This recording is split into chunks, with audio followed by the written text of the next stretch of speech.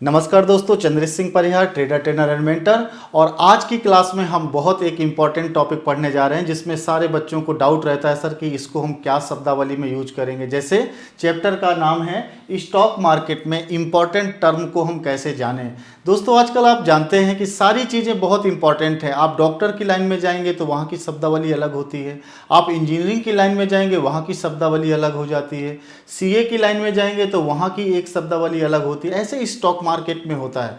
बहुत सारे लोगों को डाउट रहता है ऑलरेडी कि सर इस शब्द को क्या बोलेंगे, कैसे इसे मैनेज करेंगे, या हम शेयर मार्केट में कोई भी टर्म यूज करते हैं तो उनको दिक्कतें होती हैं कि सर आप ये बोल क्या गए हैं। तो छोटे से टॉपिक में इसके हम दो पार्ट बनाएंगे। तो पहले आप इसको समझते हैं जो शब्दावली मेनली यूज करते हैं, फिर जब इनके बारे में आप अच्छे से जान जाएंगे तो फिर हम अगली शब्दावली के बारे में आपको यही टॉपिक पार्ट 2 बना करके छोड़ेंगे। जिससे क्या है कि शेयर मार्केट की शब्दावली जब आपको मैनेज हो जाएगी, अच्छे से आने लगेगी, तो आप क्या करेंगे, कभी भी कोई चीज़ को बोलना होगा तो एक एक्सपर्ट की तरह आप लोगों से बोलेंगे और लोगों की बात आप एक्सपर्ट की तरह सुन पाएंगे। और उन शब्दों को बार बार यूज करने की कोशिश करिए ताकि आपको इनको रटना ना पड़े। एक दो बार आप इनको रटते हैं, उसके बाद में फिर आपको क्या होता है, बोलचाल की भाषा में ये ऑलरेडी यूज होने लगती है और मजा भी आपको आएगा। ठीक है, तो दोस्तों आओ स्टार्ट करते हैं।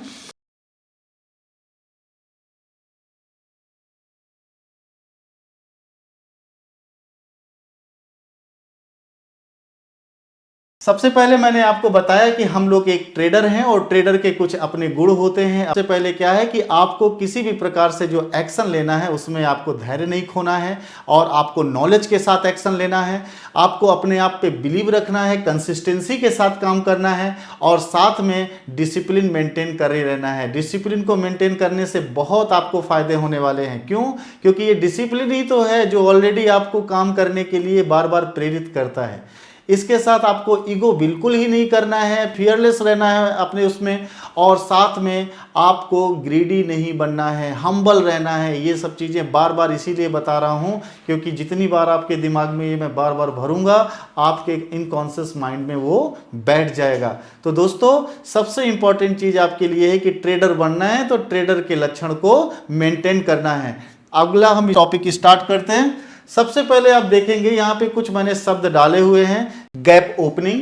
ठीक है, तो इसमें आपको इसे या गैप ओपनिंग कहिए या गैप अप कहिए।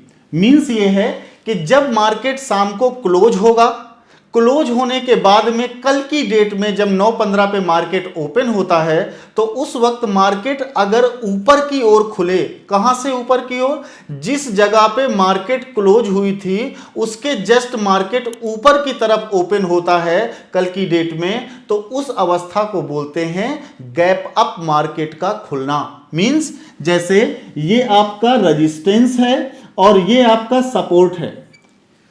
आपको ये बहुत अच्छे से क्लियर है रेजिस्टेंस और सपोर्ट।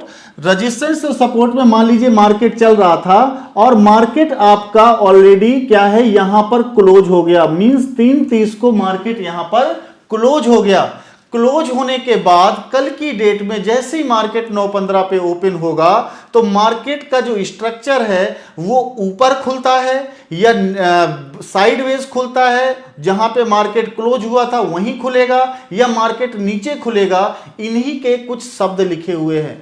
तो अगर मार्केट किसी कंडीशन में अपनी क्लोजिंग से ऊपर ओपन होता है तो उसे हम गैप अप बोलते हैं या गैप ओपनिंग, जो भी आपकी बोलना चाहें वो अपना यूज कर सकते हैं। तो वो मार्केट का क्या टर्म यूज करेंगे, गैप अप। मार्केट ऊपर की तरफ खुला है कल की क्लोजिंग से। ठीक है, इसी का जस्ट दूसरा देखेंगे गैप डाउन।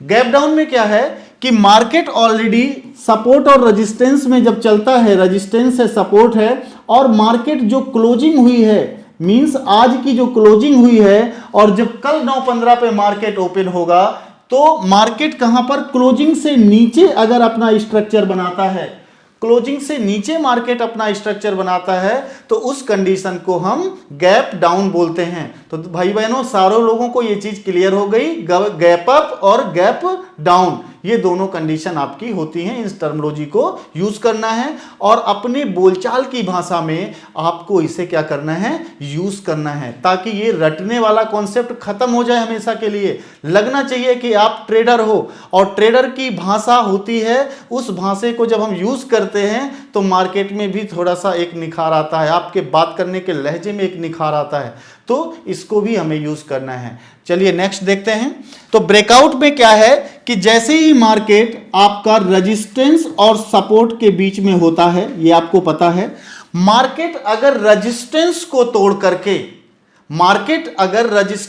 तोड़ करके ऊपर की तरफ मींस अप ट्रेंड बनाता है, जैसे ये मार्केट रेजिस्टेंस को तोड़ दे और तोड़ने के बाद ऊपर की तरफ जाता है, तो इस अवस्था को, इस स्टेज को हम लोग अपने शब्द में यूज करेंगे, मार्केट ने एक ब्रेकआउट लिया हुआ है। क्या लिया है? ब्रेकआउट लिया हुआ है। इसी का जस्ट उल्टा देखिए, इसी का जस्ट उल्टा ब्रेकडाउन मींस सपोर्ट बनाना है, रेजिस्टेंस बनाना है, ये सपोर्ट हो गया, ये रेजिस्टेंस हो गया, मार्केट इसके बीच में घूम रहा है और मार्केट ने क्या किया, सपोर्ट को तोड़ दिया, मींस सपोर्ट को इसने क्या किया, ब्रेक डाउन किया। इस वर्ड को यूज करना है। सपोर्ट को अगर मार्केट तोड़ता है तो उस स्टेज को या उस शब्दावली को क्या बोलेंगे, मार्केट ने अच्छा ब्रेक डाउन दिया हुआ है, अच्छा ब्रेकआउट हुआ है, ठीक है, या अच्छा ब्रेकडाउन हुआ है। ये शब्द दोनों आपको यूज करना है।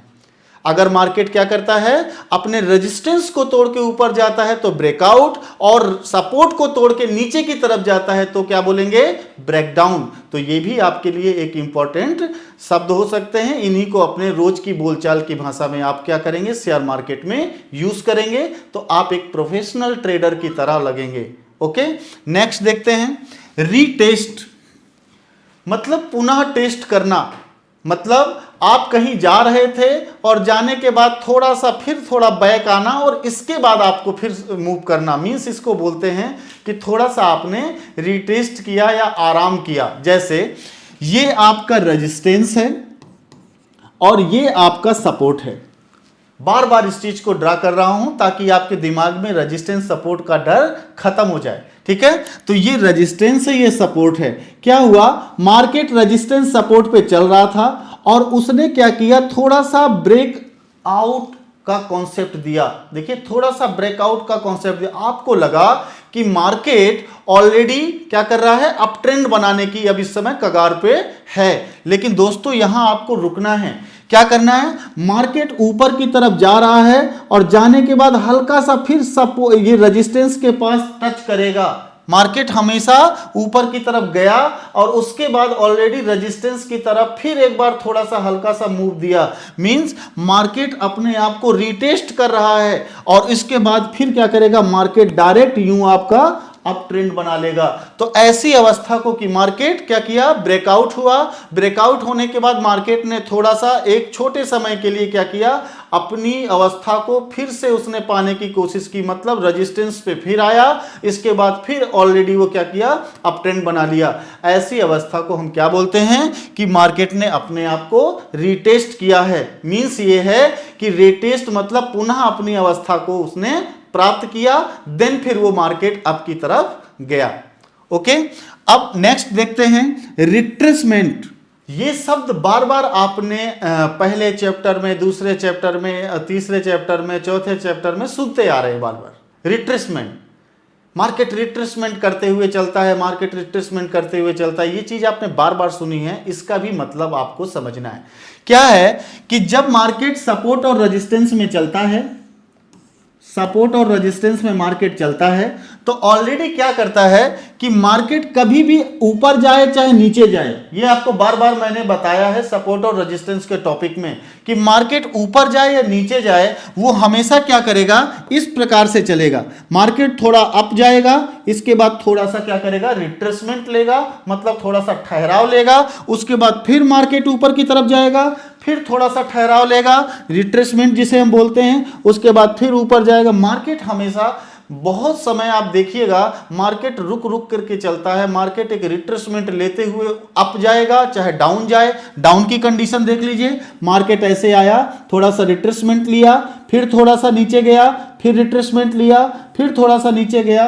तो अगर डाउनवर्ड की कंडीशन पे आप देखेंगे तो ऑलरेडी क्या है, मार्केट यहां भी रिट्रेस ले रहा है, यहां भी रिट्रेसमेंट ले रहा है। तो रिट्रेसमेंट की कंडीशन आपको ये कंफर्म हो गई और इस शब्दावली को बार बार आप यूज करिए। प्रैक्टिस में लाने का काम क्या है, आपका है। आप अगर इसे प्रैक्टिस में लाते हैं तो you are a best trader. और ट्रेडर की पहचान होती है कि उसकी शब्दावली में झलकने लगने चाहिए। जैसे क्या है ना, अभी एग्जाम्पल में बताया कि डॉक्टर जब बोलता है ना, या डॉक्टर जब लिखता है तो अपनी एक स्टाइल में लिखता है, इससे पता चलता है कि ये डॉक्टर अपना एक बिहेवियर को मेंटेन कर रहा है। तो ऐसे में यहां पर भी हमें क्या है, ट्रेडर बनना है तो ये सारे के सारे क्या करना है, टर्मिनोलॉजी को हमें अपनी दैनिक बोलचाल की भाषा में जब हम शेयर मार्केट की बात करें तो हमें ये यूज करना है या बोलचाल में रखना है। ओके, नेक्स्ट देखते हैं। इसके बाद आता है कंसोलिडेशन, या उसके ब्रैकेट में लिखा हुआ है रेंज। कंसोलिडेशन या रेंज, आपने देखा होगा जब हम यहां पर अपना क्या करते हैं, लाइन खींचते हैं, ये रेजिस्टेंस की, ये सपोर्ट की, तो मार्केट क्या करता है, कभी कभी अपनी एक रेंज में फंस जाता है या कंसोलिडेशन के पार्ट में आ जाता है। जैसे मार्केट यहां सपोर्ट से चला और रेजिस्टेंस से लौट आया, फिर सपोर्ट पे आया, फिर रेजिस्टेंस पे चला गया, फिर सपोर्ट पे आया। कभी कभी मार्केट क्या होता है, कोई क्लियर एक डायरेक्शन नहीं देता है कि मार्केट अप ट्रेंड को जाएगा या मार्केट डाउन ट्रेंड को जाएगा। तो मार्केट अगर क्लियर रेंज नहीं दे रहा है तो हम उस तरीके की मार्केट को साइडवेज बोल देते हैं कि मार्केट अपनी अवस्था में क्या कर रहा है, इक्वलिटी बना रहा है। देखिए यहां तक पहुंचता है, फिर ऊपर जाता है, ऊपर से फिर लौट के आ जाता है। तो इस चीज को हम लोग क्या बोलते हैं, अपनी ट्रेडिंग भाषा में कंसोलिडेट कर रहा है मार्केट, या मार्केट अपने एक रेंज में घूम रहा है। ठीक है, ये क्लियर हो गया होगा। इसके बाद में नेक्स्ट देखते हैं ट्रेंड। इसमें लिखा है market up trend, down trend या साइडवेज ट्रेंड में चलता है। बहुत अच्छे से आपको ये पता है, ये ऑलरेडी आपने सपोर्ट और रेजिस्टेंस में ये वर्ड बार बार सुना है। और मैंने भी बताया है कि मार्केट सबसे पहले एक अच्छे ट्रेडर को क्या पहचानना होता है कि मार्केट किस ट्रेंड में चल रहा है। फिर मैंने बताया था कि मार्केट कहां पर अपनी वैल्यू बना रहा है, जहां पर हम बाय और सेल कर सके, जिसे हमने एरिया ऑफ वैल्यू बताया था। इसके बाद फिर मैंने आपको बताया कि मार्केट का एग्जिट कब होना है और टारगेट कब लेना है, किस जगह पे हमें दोनों जगह पे एग्जिट कर जाना है, ये भी मैंने आपको पहले चैप्टर में बताया। तो समझने वाली बात यहाँ पे है कि मार्केट हमेशा कोई ना कोई एक ट्रेंड बनाते हुए चलता है। वो ट्रेंड क्या हो सकता है, मार्केट या तो आपका higher high, higher high, higher high इस तरीके से बनाता, मतलब इसको आपने हायर हाई कहा तो ये आपका हायर लो हो गया, फिर ऊपर वाला हायर हाई तो ये आपका हायर लो हो गया, फिर मार्केट ने हायर हाई बनाया, मार्केट ने हायर हाई बनाया।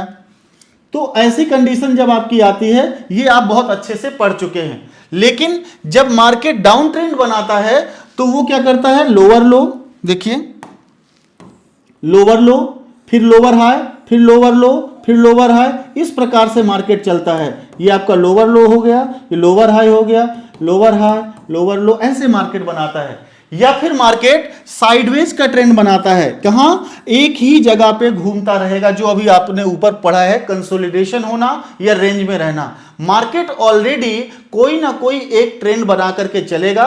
तो इन तीनों ट्रेंड को हम ऑलरेडी किस वर्ड से यूज करते हैं, कि ट्रेंड यूज करेंगे, कि मार्केट अपने ट्रेंड को मेंटेन करता है, चाहे वो अप ट्रेंड हो, डाउन ट्रेंड हो या साइडवेज हो। नेक्स्ट आता है वोलेटाइल। मार्केट को वोलेटाइल, ये वर्ड आप वैसे भी अपनी दैनिक लाइफ में भी यूज करते हैं कि मार्केट में बड़ी वोलेटिलिटी है। मींस ये है बहुत उतार चढ़ाव है। मींस क्या है कि मार्केट में इस समय आपको क्या नहीं करना है, बहुत ज़्यादा उतरना नहीं है, क्योंकि मार्केट जल्दी जल्दी ऊपर जा रहा है, जल्दी जल्दी नीचे आ रहा है, तो थोड़ा सा यहाँ रुकना है। तो वो नए बच्चों के लिए होता है। जो बड़े अच्छे FII DII होते हैं, बड़े बड़े इंस्टीट्यूशन होते हैं, वो वोलेटिलिटी को ही ट्रेड करते हैं। वो आपका बहुत अच्छे वहाँ पर मूव्स को देखते हैं और वो जानते हैं कि मुझे वोलेटिलिटी में ही रहना है। बहुत अच्छे से उनको ट्रेड करना उसके बारे में पता होता है, बिकॉज वो एक्सपर्ट होते हैं उस चीज़ पे। अभी आप शुरुआत में ये मार्केट को क्या करना है, ट्रेड नहीं करना है, जब तक आपके बहुत अच्छे कॉन्सेप्ट क्लियर ना हो जाएं।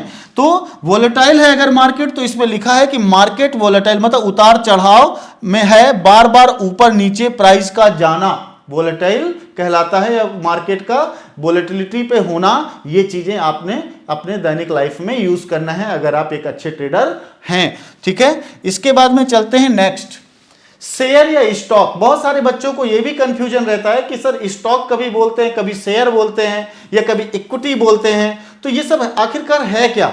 तो मैं आपको बता दूं कि जो शेयर और स्टॉक है, इसमें लिखा गया है एक शेयर किसी विशेष कंपनी में एक शेयर होल्डर की एक यूनिट को दर्शाते हैं। जैसे आप कोई भी 10 शेयर खरीद रहे हैं, 20 शेयर खरीद रहे हैं, तो कंपनी ने जो शेयर इशू किए हैं पब्लिक के लिए, उसमें से एक स्टॉक मतलब एक भी यूनिट अगर है तो उसे हम या तो स्टॉक बोलेंगे, या तो एक शेयर बोलेंगे, या तो इक्विटी को यूज करते हैं यहां पे वर्ड बहुत सारे लोग। ठीक है, तो शेयर कुछ नहीं है, स्टॉक कुछ नहीं, सब एक ही चीज है। केवल क्या करना है कि कोई भी अगर आपको पब्लिक सेक्टर में किसी कंपनी ने शेयर को क्या किया है, नीचे उतारा है मार्केट में, तो उसमें से जब अगर आप एक पॉइंट भी खरीदते हैं, एक यूनिट भी खरीदते हैं उस कंपनी के शेयर की, जो जितने रुपए की रखा हो कंपनी ने, तो ऑलरेडी उसे हम स्टॉक भी कहेंगे कि मैंने एक स्टॉक लिया है या एक शेयर लिया है। तो ये चीज इसी चीज को दर्शाता है। ओके, तो हमें ये चीज क्लियर हो गई होगी। फिर आते हैं इंडेक्स में। इसमें लिखा है कुछ स्टॉक मिलकर बने होते हैं। जैसे आपने देखा एक एग्जाम्पल इंडेक्स किसका, निफ्टी 50 का। इसमें क्या है, 50 टॉप क्लास की कंपनियां होती हैं जिसमें निफ्टी 50 के अंदर एंट्री मिलती है। 50 ऐसी कंपनियां जो बहुत ही अच्छा ग्रो की हैं, वो निफ्टी 50 के अंदर रहती हैं। इसी प्रकार से सेंसेक्स का नाम आपने सुना है। 30 अच्छी कंपनियां उस सेंसेक्स के पार्ट का हिस्सा हैं। ठीक है, उसका पार्ट है। इसके बाद आपने देखा होगा बैंक निफ्टी, मतलब बैंकिंग सेक्टर की जितनी भी कंपनियां हैं, चाहे वो HDFC हो, आपका ICICI बैंक हो, चाहे SBI हो, ये सारी बैंकों का समूह मिलकर के क्या बताता है, एक ग्रुप बना लेता है या एक इंडेक्स बना लेता है, जिसको हम बोलते हैं बैंक निफ्टी। ऐसे ही फिनांस कंपनियों से संबंधित जितनी भी कंपनियां हैं वो जुड़ करके काम करती हैं, उनको हम फिन निफ्टी में यूज करते हैं। इस प्रकार से बहुत सारी कंपनियों के इंडेक्स, मतलब जो जिस तरीके से आप इसे समझना चाहो, इंडेक्स का मतलब एक बंडल, एक अच्छी कंपनियों का बंडल, उसकी संख्या भी निर्धारित है। जैसे मैंने कहा निफ्टी 50, तो निफ्टी के अंदर 50 ऐसी कंपनियां हैं जो टॉप क्लास की कंपनियां हैं, उनको रखा गया है, और उस बंडल को या उस समूह को इंडेक्स या बहुत सारे लोग इंडाइस बोलते हैं, इंडेक्स या इंडाइस। ठीक है, तो यहां पर यह आपको क्लियर हो गया होगा। और इस चीज को लिखा है, देखिए बुल मार्केट। बुल मार्केट ये तो आपने कई बार सुना है, मार्केट बुलिश है। मार्केट बुलिश है मींस मार्केट अप ट्रेंड बना रहा है। ये आपको पहले क्लासों में बार बार बताया हूं, लेकिन आप इसे अपनी टर्मिनोलॉजी में यूज करिए कि मार्केट क्या कर रहा है। अगर लिखा है मार्केट ऊपर की तरफ जा रहा है, तो आपको यहां शब्द यूज करना है मार्केट बुलिश है या बुल मार्केट है आज की डेट पे, तो ये आपको शब्द यूज करना। मतलब जब मार्केट नीचे से ऊपर की तरफ, नीचे से ऊपर की तरफ, जैसे ये आपका रेजिस्टेंस या सपोर्ट, मार्केट ऊपर जा रहा है या हायर हाई हायर लो बना करके चल रहा है मार्केट, तो इसे हम कहते हैं मार्केट बुलिश है। ठीक है, तो ये शब्द आपको यूज करने हैं। नेक्स्ट आता है बियर मार्केट। मींस जब मार्केट ऊपर से नीचे की तरफ आता है, तो उसे हम कहते हैं कि मार्केट आज की डेट में वेयर है। मींस मार्केट ऐसे आपका नीचे आ रहा है, लोअर लो लोअर हाई, लोअर लो लोअर हाई बनाते हुए नीचे आ रहा है, तो ऐसा बोलेंगे। इसके बाद में एक अभी यहां पे छूट गया है, जिसको आप कह सकते हैं साइडवेज मार्केट। मतलब जो मार्केट अपनी एक ही दिशा में, एक ही दशा में फंसा रह जाए या रेंज में फंसा रह जाए, तो उसे हम बोलते हैं मार्केट इस समय साइडवेज है। तो जनरली आपको ये टर्मिनोलॉजी आती है, इनकी प्रैक्टिस करना है कि अपने बोलचाल की भाषा में इसे लाओ। ये बहुत अच्छा है आपके लिए, मजा आएगा आपको ये सब बोलेंगे, क्योंकि जब आप किसी चीज को आगे बढ़ना चाहते हैं ना, तो मैं ये वर्ड बार बार यूज करूंगा, तो वहां पे बार बार इन वर्ड को मैं समझाऊंगा नहीं। आपको क्या करना है, मैंने जैसे ही बोला कि मार्केट आज बुलिश है, आपको कंफर्म हो गया। मैंने बोला मार्केट आज क्या है, साइडवेज होने वाला है, आपको कंफर्म हो गया। मैंने कहा कि मार्केट आज की डेट में क्या है, इस तरीके से बना रहा है, तो ये शब्द जो मैं यूज करूंगा ना, तो उस समय आप एक परफेक्ट ट्रेडर होंगे, तो मुझे ये डिटेल्स बार बार देनी नहीं पड़ेगी। ठीक है, कि रिट्रेसमेंट क्या है, रीटेस्ट क्या है, एक्सेट्रा जो भी है। ठीक है, सारी चीज आपको अपने बोलचाल की भाषा में लाना ही लाना है, ताकि मजा आए पढ़ने में। ठीक है, नेक्स्ट है इन्वेस्टमेंट। आप जानते हैं इन्वेस्टमेंट के बारे में हजारों बार शब्द यूज किया गया है। इन्वेस्टमेंट क्या है, इन्वेस्टमेंट क्या है, मैंने आपको एक सिंपल एक लाइन में समझाने की कोशिश करना है। जब हम अपने पैसे को शेयर मार्केट में, क्योंकि मैं शेयर मार्केट की बात कर रहा हूं तो मैं शेयर मार्केट की इन्वेस्टमेंट की बात करूंगा, आपने जहां जहां लगाया आप जानो, ठीक है। तो जब मैंने इसको बताया कि पैसे को शेयर मार्केट में प्रॉफिट के उद्देश्य से अगर हम लगाते हैं तो उस फिनोमिना को, उस प्रक्रिया को इन्वेस्टमेंट बोलते हैं। क्लियर? जब हम अपने पैसे को शेयर मार्केट में किसके प्रॉफिट के उद्देश्य से लगाते हैं कि मार्केट में हमारा पैसा ग्रो होगा, हमें मल्टीपल रिटर्न्स आएंगे, तो वो प्रक्रिया क्या होती है? इन्वेस्टमेंट कहलाती है। क्लियर? इसके बाद आता है इंट्राडे। यहां बहुत सारे लोगों का डाउट रहता है, जब नए नए बच्चे होते हैं उनके मुंह से सुनिए कि शेयर मार्केट के बारे में कुछ आता, कहते हाँ सर वो एक इंट्राडे होता है कि ये होता है, तो क्या होता है इंट्राडे, तो नहीं पर कंफर्म होता है। तो इस चीज को ध्यान से देखना है, ठीक है। जो नए बच्चे हैं, बाकी सारे लोगों को तो क्लियर है, जो पुराने बच्चे हैं बस उनको किस लिए ज्वाइन करना, उनका लॉस हो रहा है, उस लॉस को सही करना, इसलिए वो लोग यहाँ पे आए हैं। ये छोटी छोटी बातें वो लोग जानते हैं, ठीक है।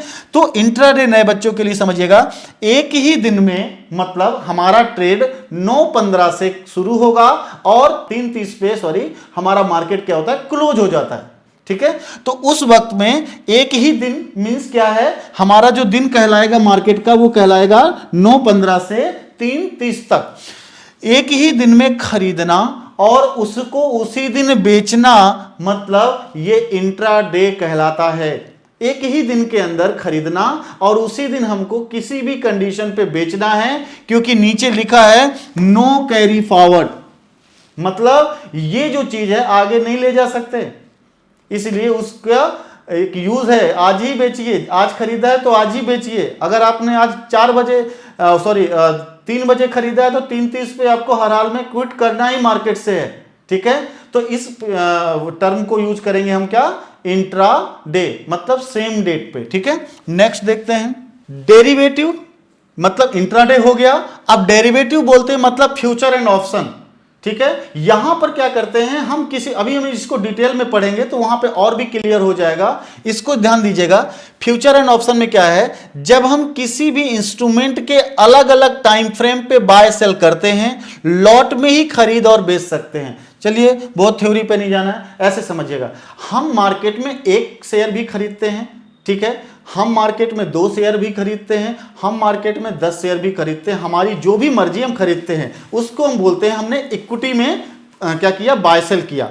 लेकिन अगर आप कहते हैं कि हम ऑप्शन खरीद रहे हैं या हम ऑप्शन फ्यूचर एफएनओ की तरफ बात कर रहे हैं, अगर कि ऑप्शन खरीद रहे हैं, तो मतलब क्या है? कोई ना कोई एक आप कॉन्ट्रैक्ट खरीदते हैं कि इतने दिनों के लिए ये चीज है और इतने दिनों पे ही इसको किसी तरीके से आपको क्या करना है? खत्म करना है, नहीं तो आपका पैसा जीरो हो जाएगा। मींस ये है कि आप ऑलरेडी ऑप्शन अगर खरीदते हैं तो एक लॉट खरीदते हैं, वहां पर एक स्टॉक नहीं खरीद सकते आप।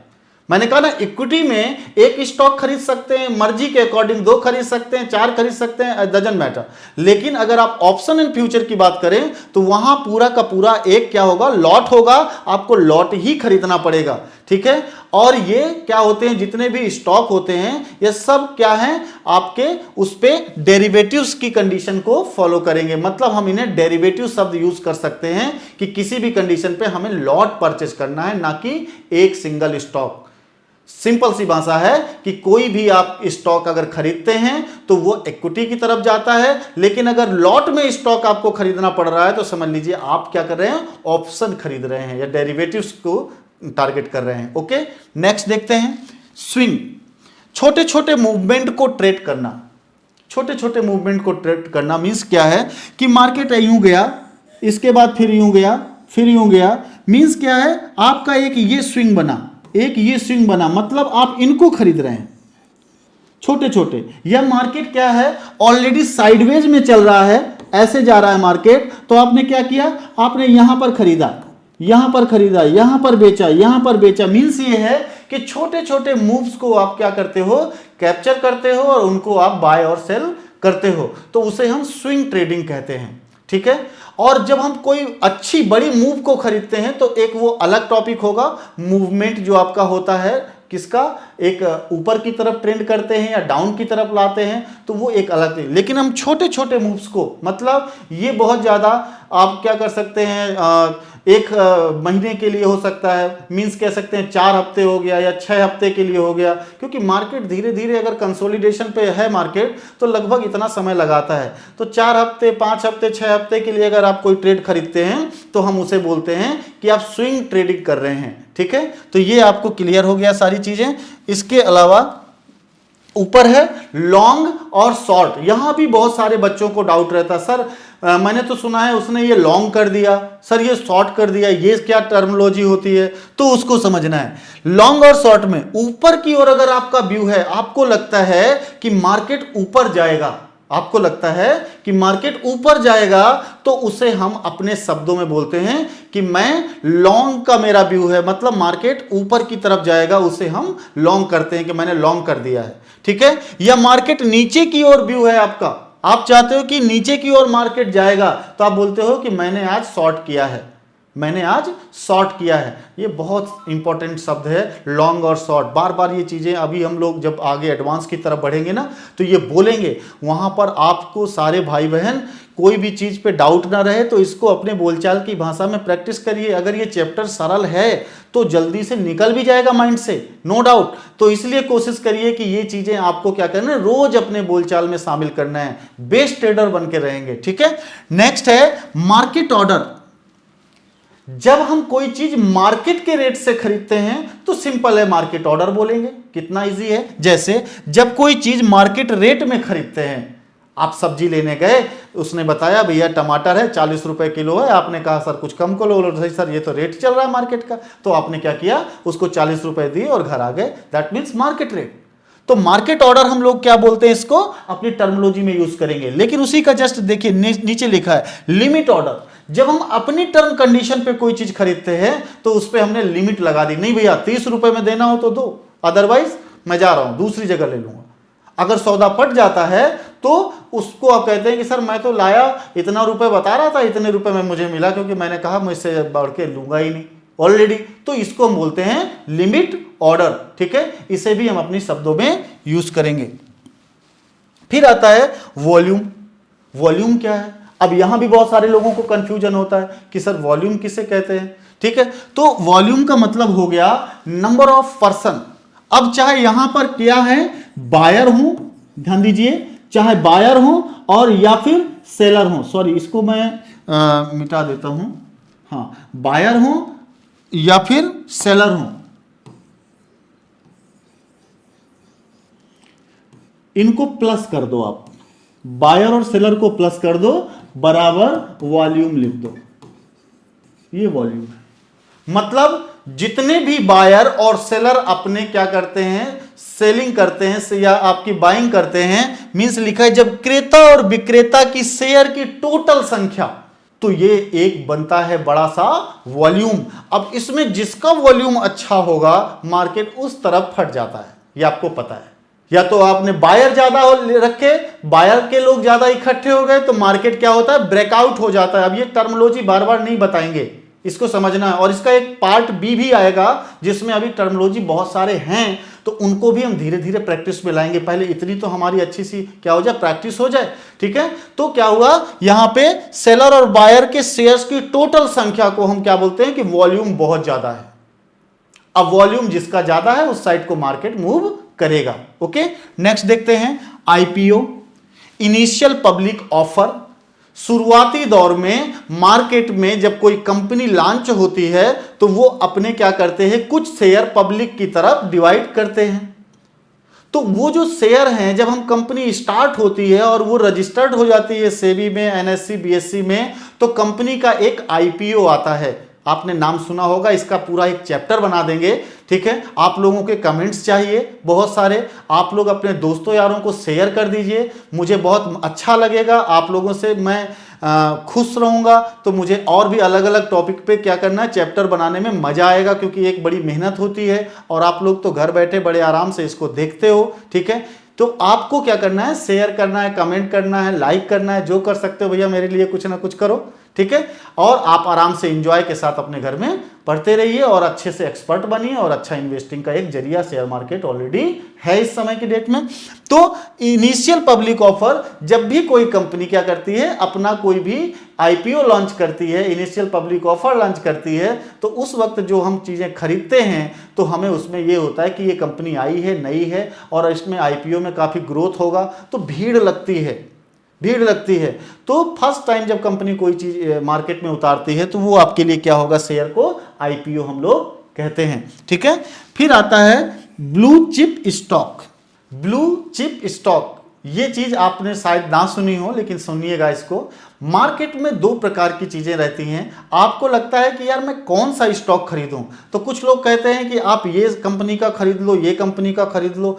तो मीन्स ये है कि आपके भी दिमाग में आता होगा कि यार मैंने इस कंपनी का तो नाम नहीं सुना है, इस कंपनी का मैंने नाम सुना है। मींस जिस कंपनी को आप बहुत दिनों से समझ रहे हैं, जान रहे हैं और कंपनी ग्रो कर रही है, शायद अखबारों में भी पढ़ते हैं। जैसे आपने कहा सर एसबीआई का शेयर ब्लू चिप स्टॉक है, आपने उसको बहुत ट्रस्ट है आपको। इसके बाद आपको लगता है कि कोई ऐसी कंपनी जिसका नाम ही आपने नहीं सुना है लेकिन शेयर उसमें ढेर सारे आपको मिल जा रहे हैं, स्टॉक मिल जा रहे हैं, तो मींस क्या है, उन्हें हम पेनी स्टॉक कहते हैं। उनके शेयर कभी भी ऊपर जाएंगे, कभी भी नीचे अचानक आ जाएंगे। लेकिन जो ब्लू चिप कंपनियां होती हैं, उन कंपनियों के शेयर भले धीरे धीरे चलते हैं, हो सकेगा उनका उतना ज्यादा मार्जिन प्रॉफिट ना रहता हो, लेकिन वो कभी भी जल्दी टूटने वाले नहीं होते हैं। उनकी एक मार्केट में गुडविल होती है, लिखा हुआ है ऐसे स्टॉक जो गुडविल रखते हैं। आप इसे समझ पा रहे हैं कि मार्केट में जिसकी गुडविल है उसकी तरफ हमें आकर्षित होना ही चाहिए, ठीक है। तो हमें हमेशा कौन से स्टॉक खरीदना है, अपनी सोच समझ करके ब्लू चिप स्टॉक खरीदें या फिर आप पेनी स्टॉक खरीदें। तो यहां पर ब्लू चिप के साथ एक वर्ड मैंने और यूज किया है, पेनी स्टॉक, मतलब जिनका उतार चढ़ाव बहुत ज्यादा रहता है, ऐसे स्टॉक में बहुत जल्दी आपको पैसा नहीं लगाना है, ठीक है। और आपको अच्छे से समझ सोच के काम करना है। तो दोस्तों यहां से ये चैप्टर आपका खत्म होता है। मैंने जो आपको पढ़ाया मुझे लाइक कमेंट करिए और इसी के साथ नमस्कार।